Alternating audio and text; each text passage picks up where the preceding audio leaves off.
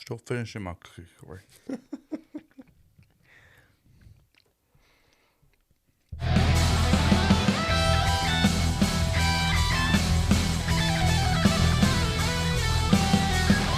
Hey, Gearheads, and welcome to Garage Talk. Blah, blah, blah, blah. A discussion about all things I automotive, know. including cookies. What are we talking about this week, Cory? Pet peeves, Matt. Pet Yeah. peeves. So, you know how the part you normally say, if I don't mess it up, where you're talking about revving your engine, grinding your gears. Yeah. Yeah, we're talking about the grinding gears. Oh yeah, yeah. we had a thankful episode just a couple ones back. That's long gone. I'm thankful you didn't kill me after last week's aftermarket. No, I was pretty close. It's I was fighting words. right In my own house, in my office. I spend more time here. This is my safe space, man. And you just came and destroyed it.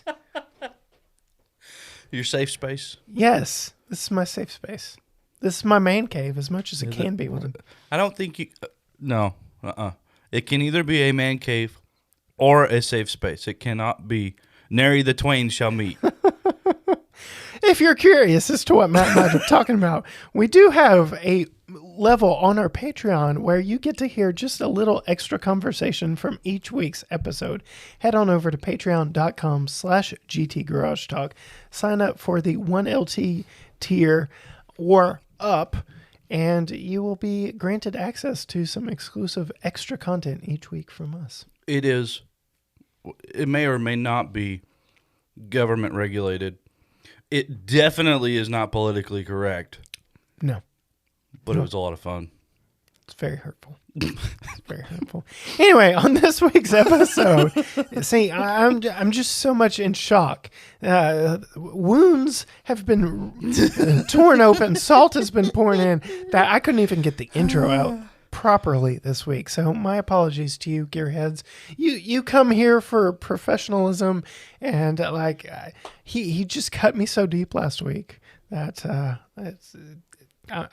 I'm still processing. Anyway, I will do my best. I'll put on my big boy pants and we will soldier on. Think you can manage? This is for the gearheads of the world. I will not be selfish. This week, we're getting into the holiday season, Matt. Right. Or the season I like to call avoid Broadway like the plague. Yes. And to that end, I feel you actually passed this idea onto me, but I feel it's very apt for the time of year definitely. in which we are Yes. entering. Yeah. Pet peeves Yes. that you experience whilst behind the wheel. Or in other words, these are the things that we think everyone else should be doing while they're driving. Right. So Yes. this is an episode of us telling other people how to drive. I didn't think of it that way. I may need to add to my list. This is definitely that episode. For a bit of context, and I want to preface the episode with this, Tyler is a unique town. Yes. So many different ways. In so many ways. There are multiple loops around Yes. Tyler. Dose. Some of them may or may not qualify or classify as a loop, True and I loop. say that with air quotes. Yeah.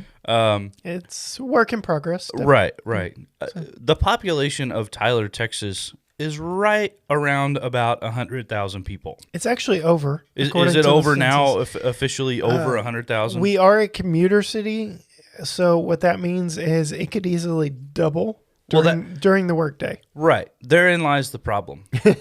A town that hosts 100,000 people, for the sake of the argument, 100,000 people, multiple small towns around. Kilgore Longview is 40 minutes away. Dallas is 2 hours the other direction. Lufkin is just down the road. Houston's just down the road. We're a unique town. The statistic I heard was, on any given day, this town of 100,000 people hosts 300,000 people Oh, yeah. at a time. And it's only about to get worse because they're all coming here to go shopping. That's I get it. Because everything's within like 4 or 5 miles of each other, right? Right. You got the shopping center down on the south end of Broadway with Gander and Old Navy and all that good stuff down there. Plenty for whomever, and there's food stuff down there. And then you got the mall right at 323, and then everything else is in between. Yep. Are they? Everything that is here in Tyler is also in Dallas and in the greater DFW area. Stay in the greater DFW area and quit coming to my town and clogging my roads. Yes and no. They're bringing us money, Matt. They're bringing the government money. Oh boy, here we go again. I'm gonna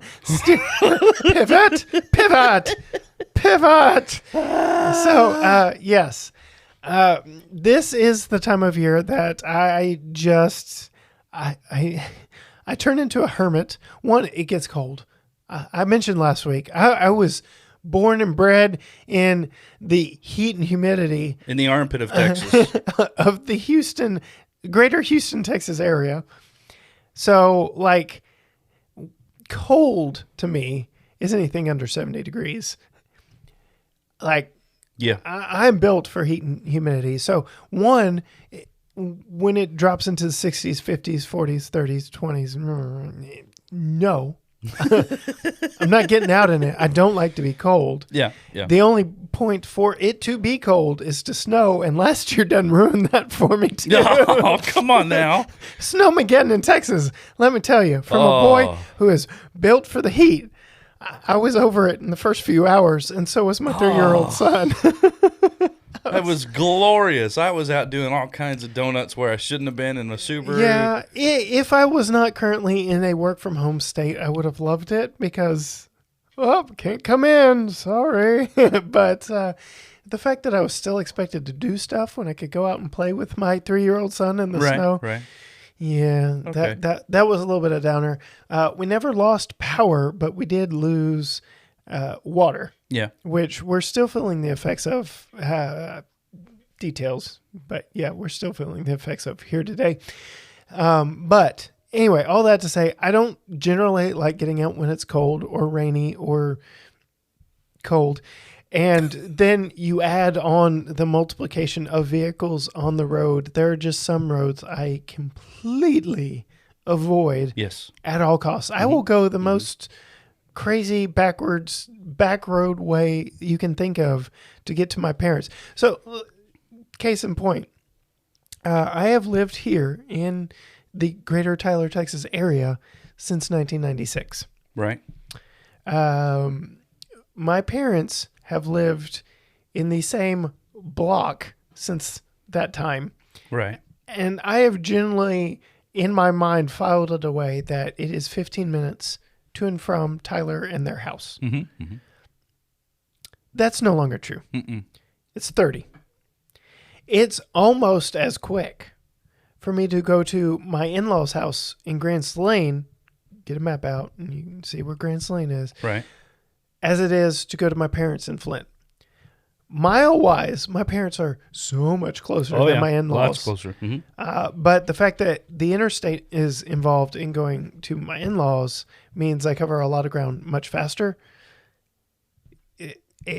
It's 45 minutes to my in-laws, 30 minutes to my parents. And that's just insane to me, the mileage difference between the two. Right. And just my parents are in the neighborhood and the outskirts of Tyler. My in-laws are in the country. Like, yeah, I don't get cell service, country. Yeah. They used to have cows, country. Like, it's just, yeah. So I don't get out. I avoid town. Right. If I don't need to go shopping. And yeah, like, I appreciate that it is bringing money into our local economy and people are going out and spending it, and go gtgaragetalk.com, head apparel, buy some stuff from us. Help us out. And you don't even have to leave home to do that. I know, right? But yes, the sheer number of vehicles on the road in a town that was not necessarily built for said number of vehicles. And that in lies the problem. Because we are a good 10, 15 minutes from the interstate. Right. One of the two said loops that you mentioned earlier is interstate-like in that it is a continuous speed, on-ramp, off-ramp situation. Outside of that, it's stop and go, red light traffic. Our widest road is 3 lanes wide in one direction. Like, you're going to get stuck. Yeah. For a long time. Oh, yeah. Waiting on a light. Oh, yeah. It's just the way it is. And, yeah. I kind of sound like I'm better on Christmas. My gosh. I'm not the Scrooge, I promise. So that might end up being maybe not bitter point number one, but pet peeve number one. So it would work if people would actually drive. So like that kind of tiptoes into my real point. Yeah, yeah. Is people not paying attention when a light changes? No. I know we're preaching to the choir if you're listening to our voices here, but like the accordion effect of a light changing just amplifies the further back you are. I get it, but when people don't realize that they're not the only one on the road, it drives me insane. Like sometimes people have to go get their kid before a certain time of day, or the daycare is going to charge them extra, and they got out of the office a little bit later than need to be. Like just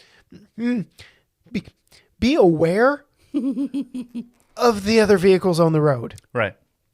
You are not the only one out there. No. You are not on an island. Right. When I drive, I am constantly scanning for everything. Oh, yeah. Not just the lanes around me. I'm looking at oncoming traffic. Mm-hmm. I'm looking at cross traffic. I'm watching different vehicles and seeing their behavior. Mm-hmm. If they're jumping lanes back and forth, I know to stay away from them. If they're like driving down the interstate, if there are people that I would rather not be downstream of, I get in front of them, even if it means going a little bit faster than I want to. Because if something were to happen, I want it to happen behind me, right? Not in front of me. Because I want to keep moving, and I don't want to dodge your shrapnel because you don't know how to drive or maintain a vehicle. So, yeah, just be aware. Yes. You are not the only one out there. And so this would be a perfect time to make mention of the fact that you, our avid listeners, are not the people we're referring to. Right. We are an echo chamber, so to speak, of things that you already agree with. So on this matter, if you find value in this episode and you know of someone who is an idiot behind the wheel, we will gladly be the bad guys for you. Absolutely. Hey, by the way, I heard these guys and they were talking about driving habits. I think it's a great episode. You should give it a listen and pass it on to your friends too. Yeah.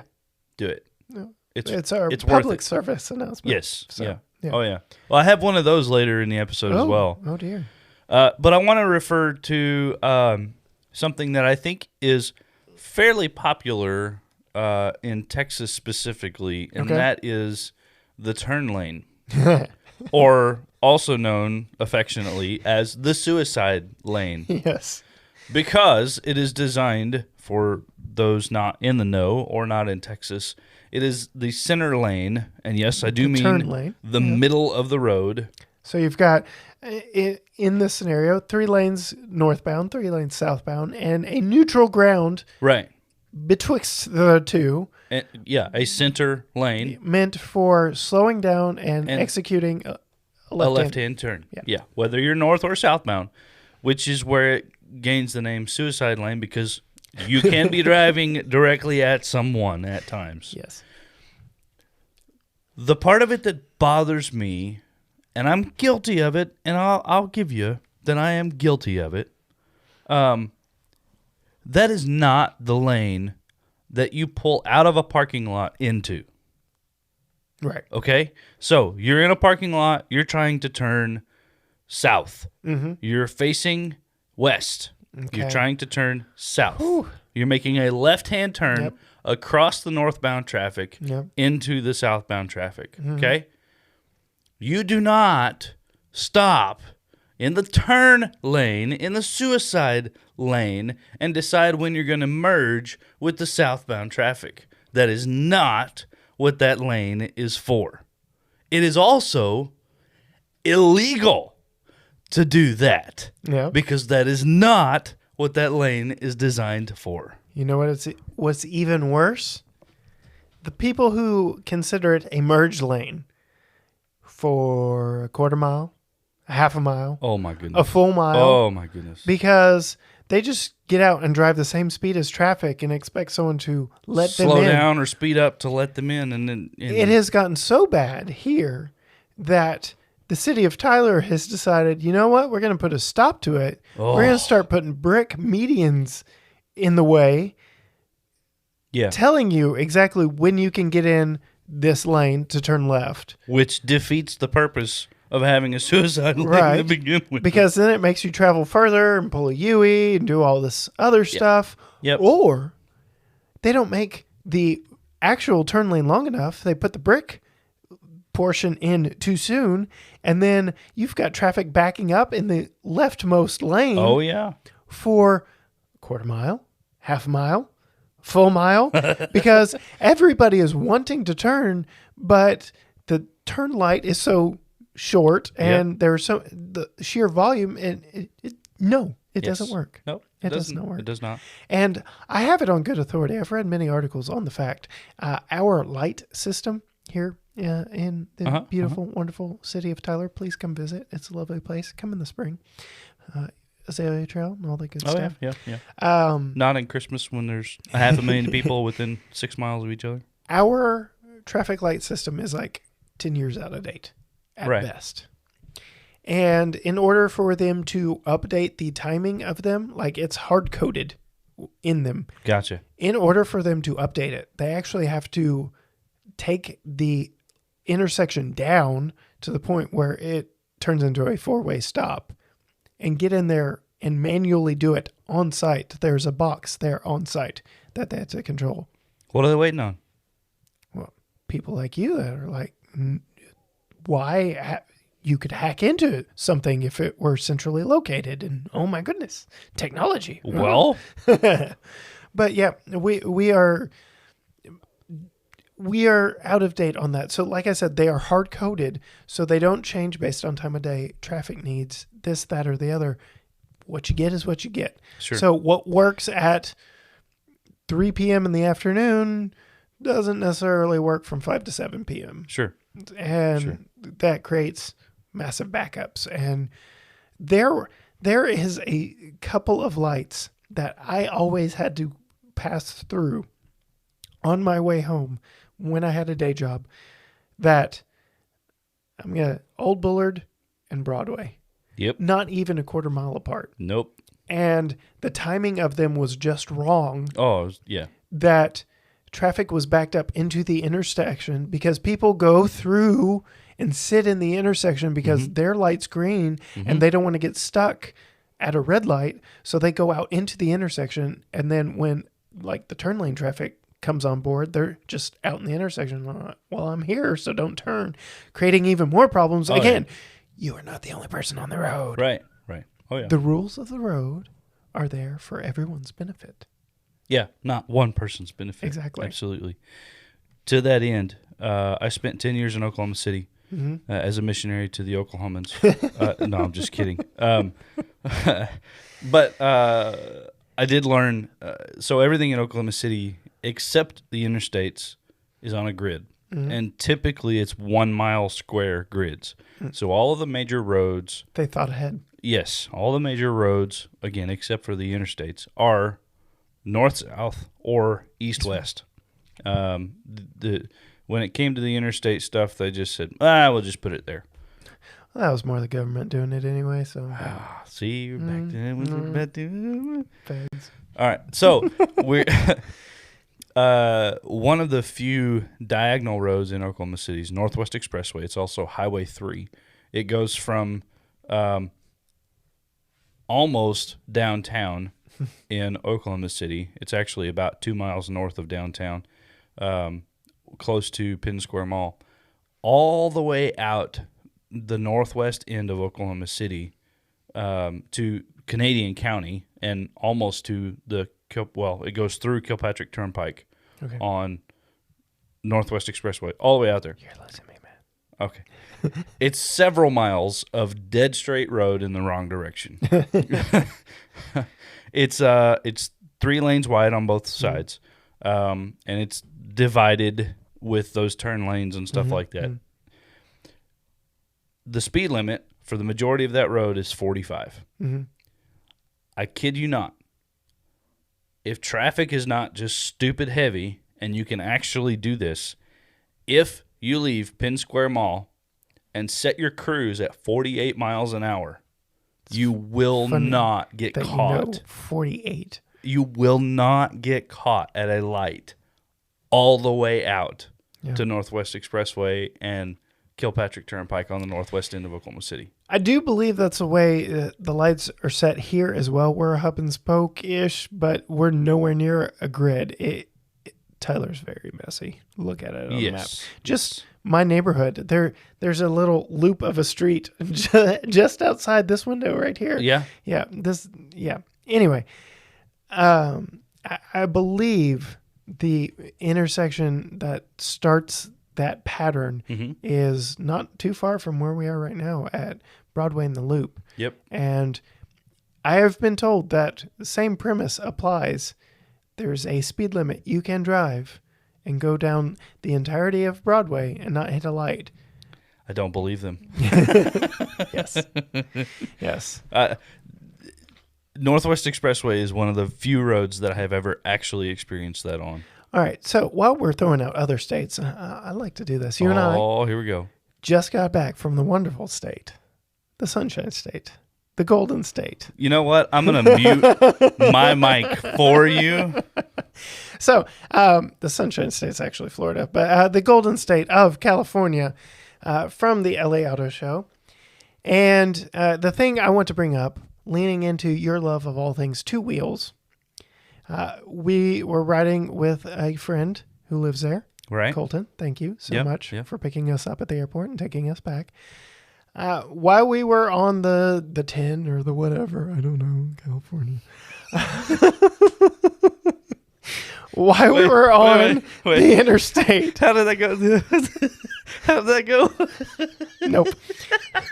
While we were on the interstate, headed back to LAX, we got passed by several statement in and of it. Hold on, let me. Headed back to LAX. That statement in and of itself is enough to drive any normal person crazy. Yeah. Okay, anyway, go ahead. So heading back to the airport, passed by several motorcycles, got into a little bit of heavy traffic. The comment came up how, what's the term? Split in traffic. Split in traffic is actually legal. Yeah. In LA. Yep. Which, as someone who rides bicycles properly with a helmet and obeying all traffic laws,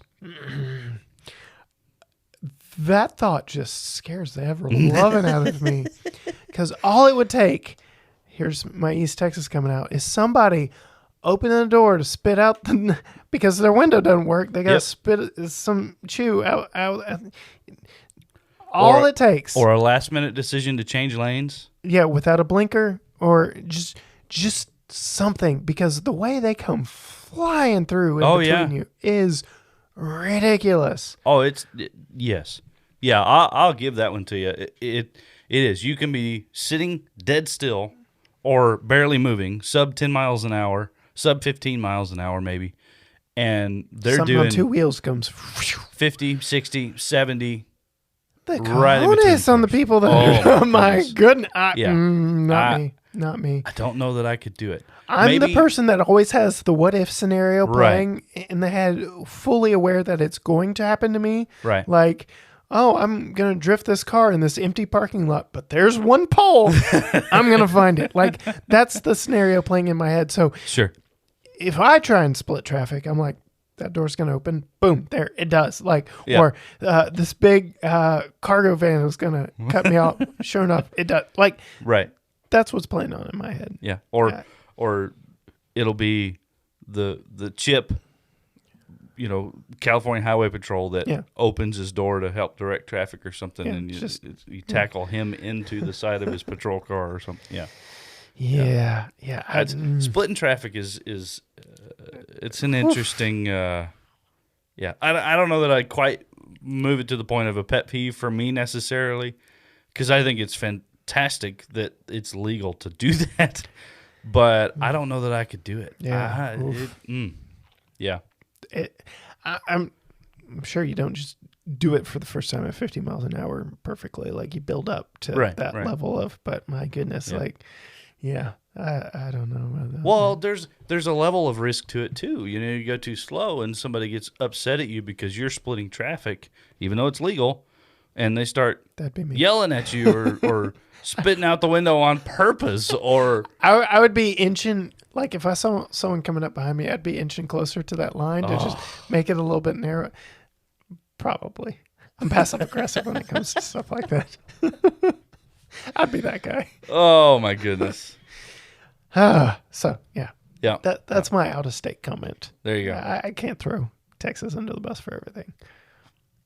I will say this though, the biggest pet peeve. Let's hear it. Rubberneckers.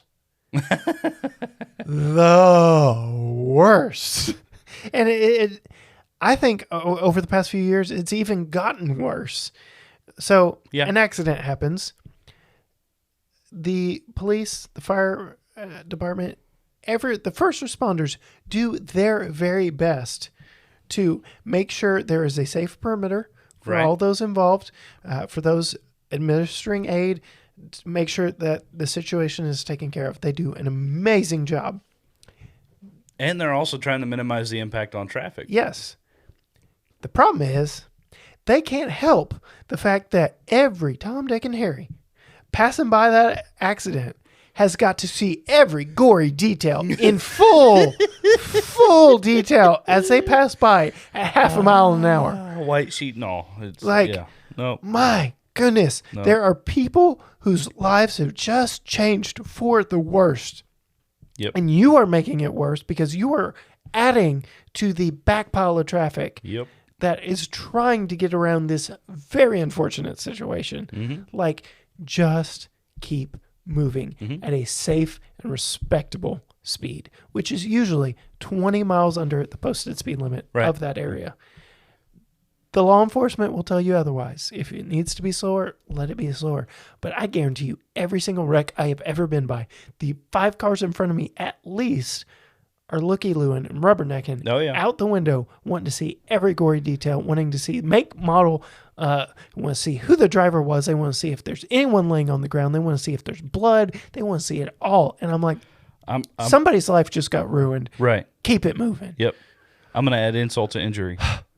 What if when you come up to a slowdown in traffic and then you notice that the wreck that has happened is on the other side of the road, but you're stuck in traffic because everyone on your side is wants to see what's going on. Yeah, that happens a lot around here too, and it blows my mind. I'm like, why are we? It could be off the road, not slowing down traffic on the other lanes. It could be a permanent division between the lanes. Yeah. Where there is absolutely zero chance for crossover, aside from the fact that somebody is unwise enough to get out of a vehicle and walk across the highway. But a completely safe scenario to continue on at posted speed limits, and people are rubbernecking at a wreck across the road. It drives me nuts. So this leads very conveniently into one of my all-time pet peeves when it comes to driving and different situations, and that is for the sake of first responders. Mm-hmm. And I'm going to say it this way because I mean it this way. Oh boy. get the hell out of the way. Yes. If there are lights on and there are sirens going off, move out of the way. Yes. There is nothing that you are doing that is anywhere near as important as what's happening with that emergency vehicle. Yeah, like I just said, somebody's life just changed for the worse. Whatever the case may be, it's not up for you to decide. It's not up for you to looky-loo, rubberneck, and figure out. Right. Get out of the way. For clarification, if you are on a road, 2-lane, 3-lane, multiple lane, whatever, how many lanes it is, if the asphalt touches both sides, it's one solid piece of asphalt across all lanes of traffic, and that ambulance is coming at you the other direction, head on, get out of the way. Yep. Get over, slow down, both sides of the road. Stop if you can without creating an accident. Get out of the way and let that ambulance come through, or that fire truck, or that police car, or whatever. If that ambulance or emergency vehicle is behind you, get out of the way. Don't stop in the middle of an intersection. Go on through the intersection, but pull over out of the direction of that traffic. You don't know if they're turning in the intersection you're stopping in. Right. Get safely out of the way. Over to the right is the standard protocol. If you are the first person at an intersection and the light turns green and you hear a siren, sit there. Just sit there and figure out which way it's coming from, because 9 times out of 10, you are the only person in that intersection that hears or sees what's going to happen in the next 30 seconds. Yeah. Get out of the way. Yeah. Why don't people get the basic rules? Like common decency for you aren't the only one on the road. How many times have we said that on this one? That's on the written test for your driver's license when you're 15 years old. Yep. Yield to emergency. Maybe it's because we're not using the right lingo. Yield to emergency vehicles. Get out of the way. Yes. Move. My 3-year-old knows what to do. So yeah. We're raising them right over here. That's right. So. That's right. Yep. Yeah. I do have one more. Okay. And this one probably not as heavy. This is not as heavy. It kind of follows suit with the get out of the way thing, though. Okay. And that is the differentiation between the rightmost lane and the leftmost lane on any highway in existence anywhere. You already know where I'm going with this. Oh, yes. I'm sure that our listeners know exactly where I'm going with this. It's actually a safety hazard. It genuinely. Yeah. Genuinely.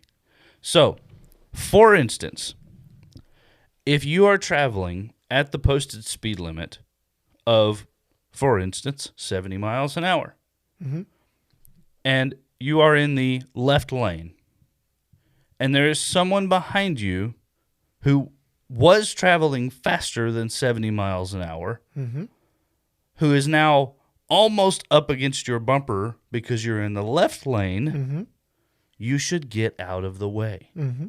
Because the sign doesn't say slower traffic up to 70 miles an hour should move over, or slower traffic doing the speed limit can stay in the left lane.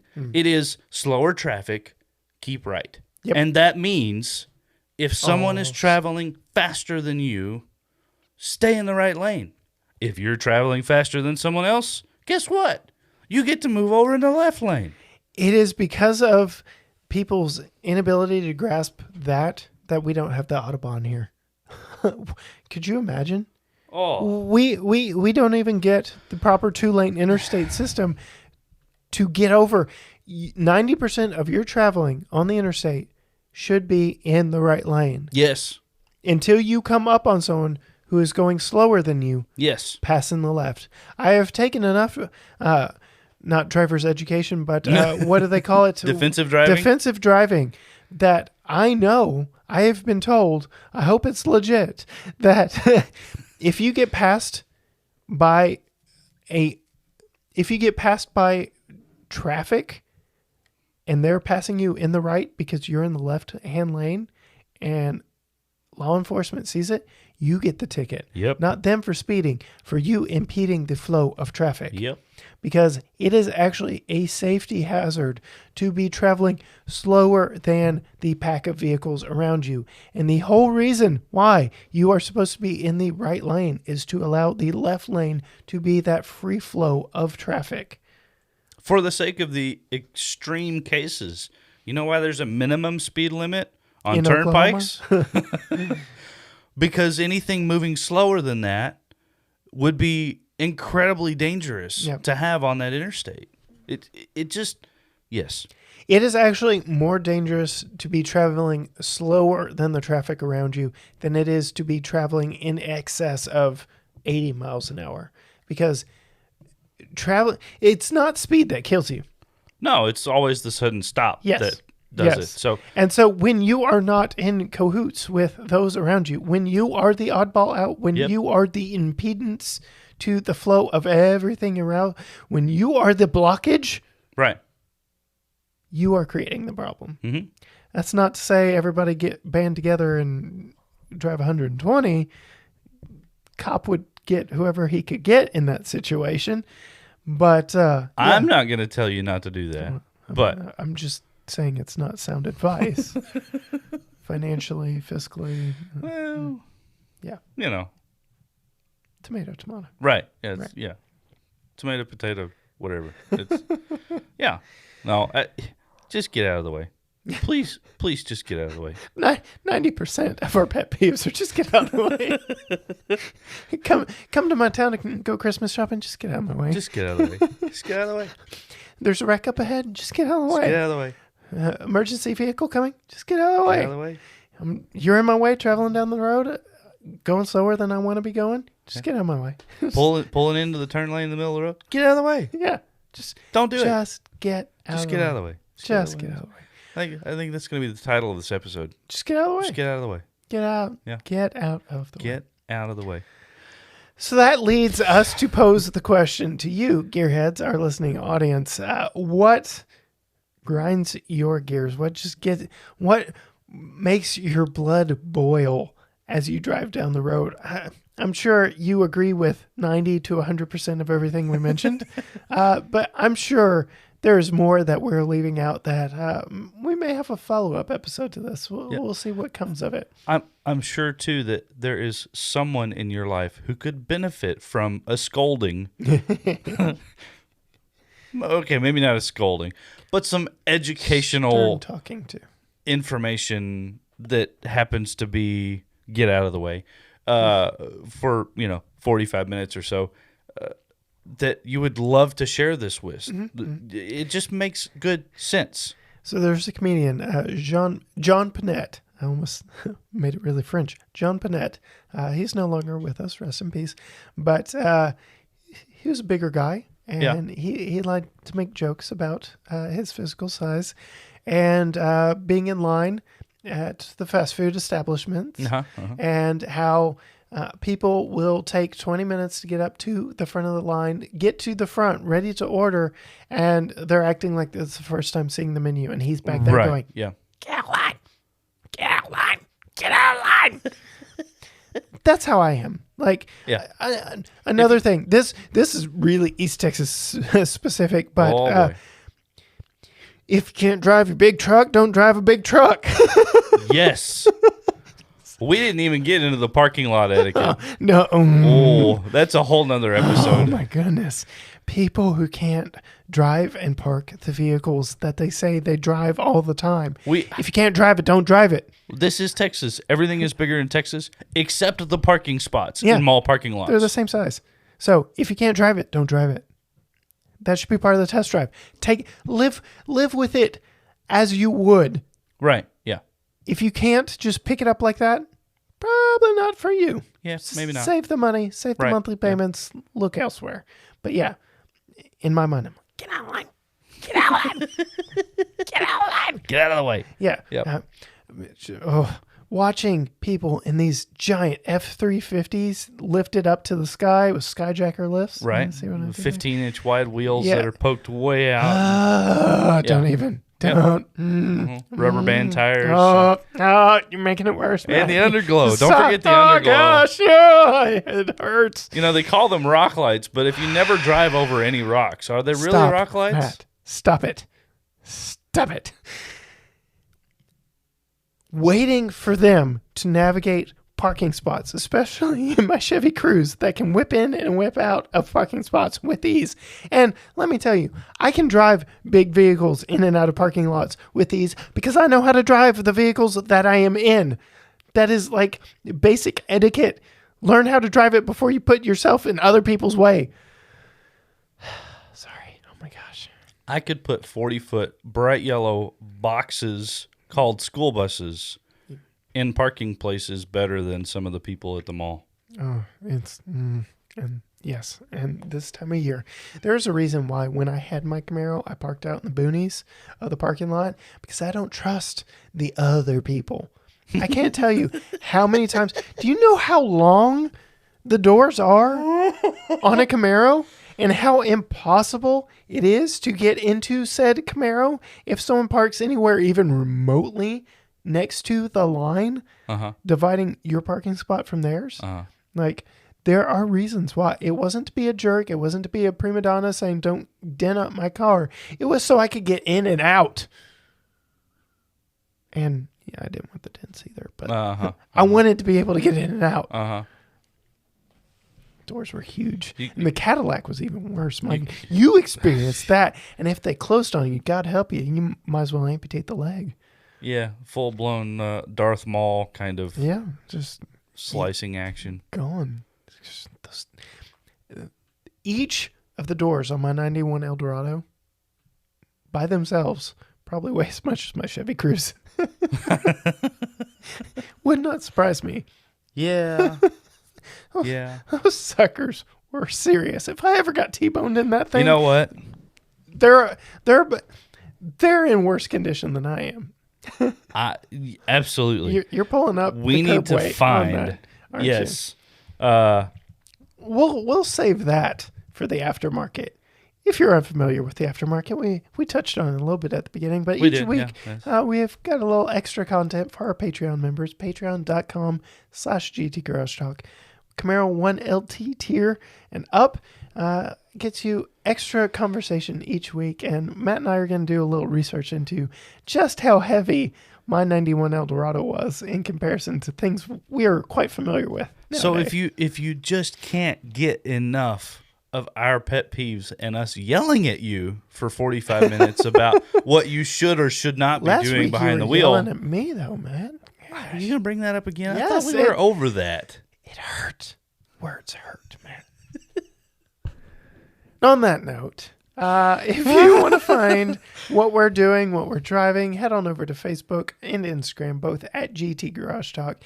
And you can find us on YouTube doing car reviews. One of them book face things. Yeah, youtube.com/GT Garage Talk. And everything that we do can be found at gtgaragetalk.com. You got to do the www. Just hit the button, Matt. We appreciate you for listening each and every week and for putting up with us yelling at you this week. And until next time, bye. See ya.